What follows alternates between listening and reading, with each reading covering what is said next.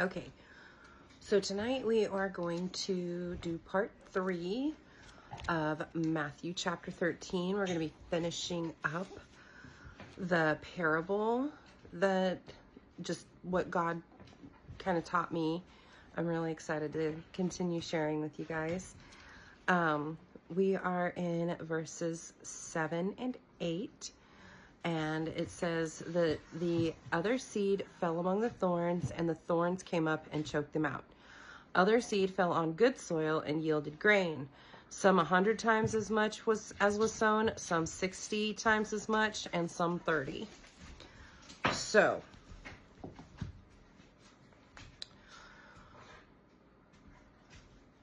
when we're talking about a garden, what thorns do is they choke out other plants.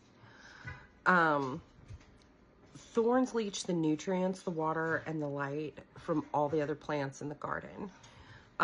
Even if they're not in the garden and it just falls, on the edge of the garden, because that's where a lot of these bad, the first two was on the roadside. The second one was on the rocky soil, which we covered that usually the rocky soil is it's going to be tilled, it hasn't been tilled and it has the rocks in it, or the rocky cairn fences, the rocky cairns, which is like a rock wall or a rock fence.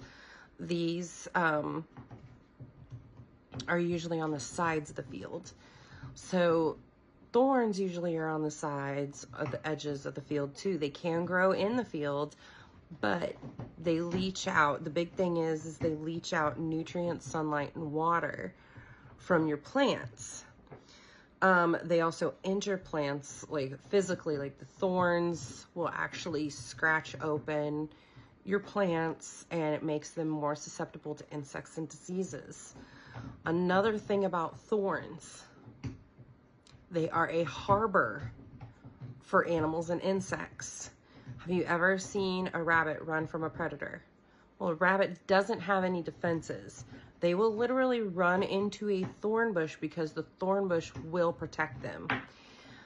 Ants, cockroaches, all kinds of other insects will call thorn bushes home because they have a natural defense.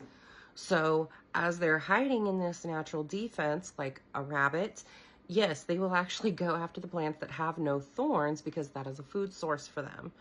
So it makes them susceptible to other damage as well, not just from the plant itself, but other outside factors that have moved into that thorn bush in order to, have their own little den.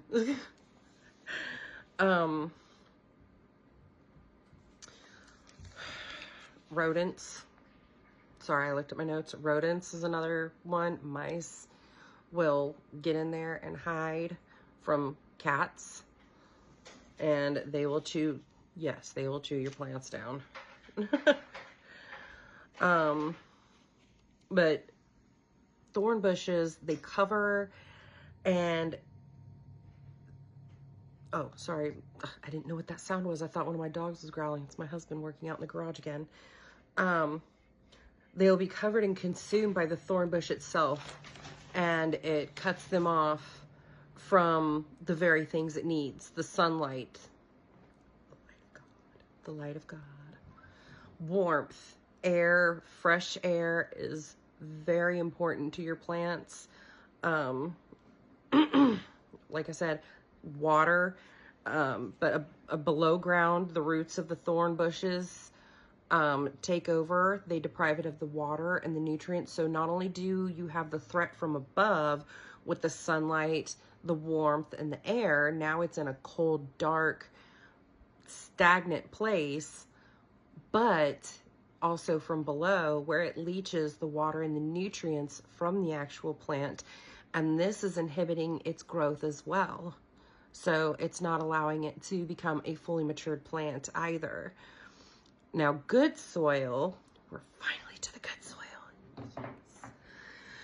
Good soil is the perfect composition of like sand, clay, dust, minerals, vitamins, they've all broken down and they've been mixed. They get mixed with an expert hand, lovingly and laboriously. It is literally a labor of love. They get turned, the soil gets turned, it gets plowed. In my case, I use a rototiller.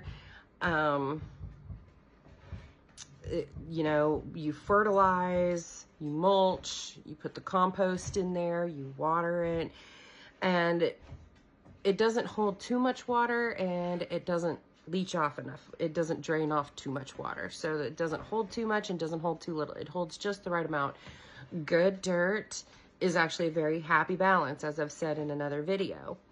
As a gardener, you never, ever, ever, ever leave your garden alone. So like it became late winter, and once the ground had thawed, we went out and put all the compost in the garden and we started rototilling that in, preparing the ground, and we fertilized it. Well, then spring came, we fertilized it again. Why? Because any seeds that were left over from any weeds would get turned up and tilled up, and they would get exposed to the sun and the air, and they wouldn't hopefully take root in the garden.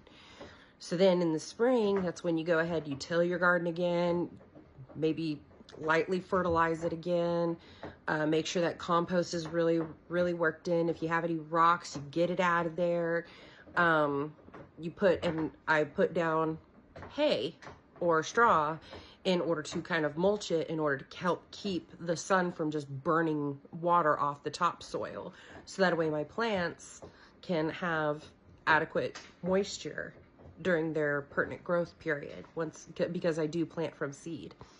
Once that happens during the summer, I'm in the garden, I'm weeding the garden, I'm, you know, making sure my plants are growing healthy, I'm checking for pests, I'm checking for diseases, I'm watering, I am tending this garden. And then in the fall,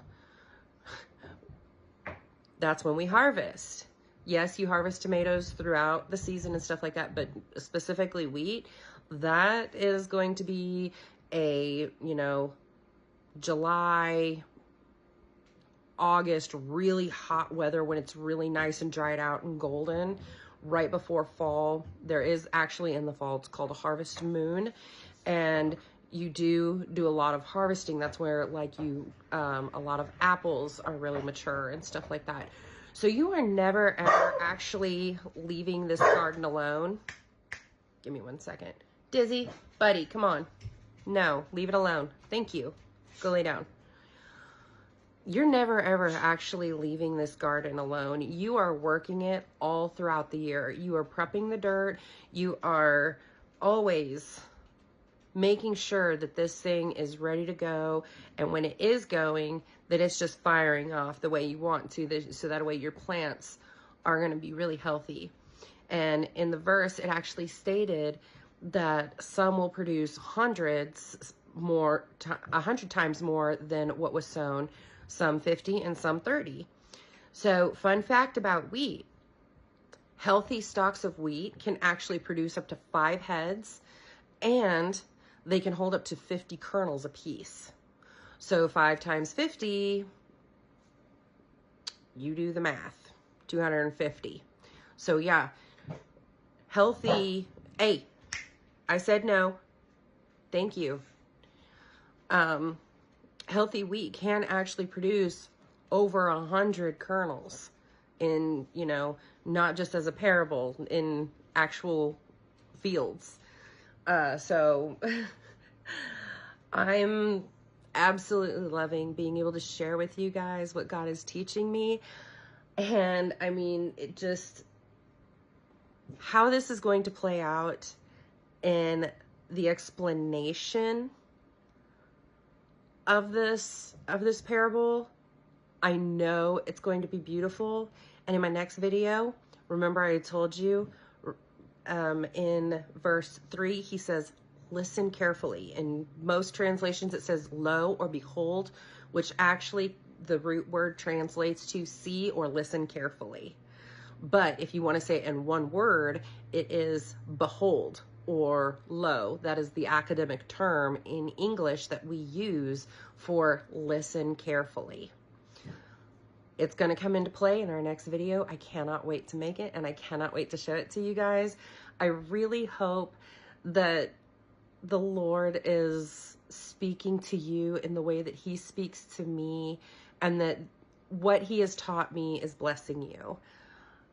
I pray these things in the name of Jesus. If you guys have, once again, if you have any prayer requests, please either private message me or leave it in the comment section. I would love to pray for you in any way that you need.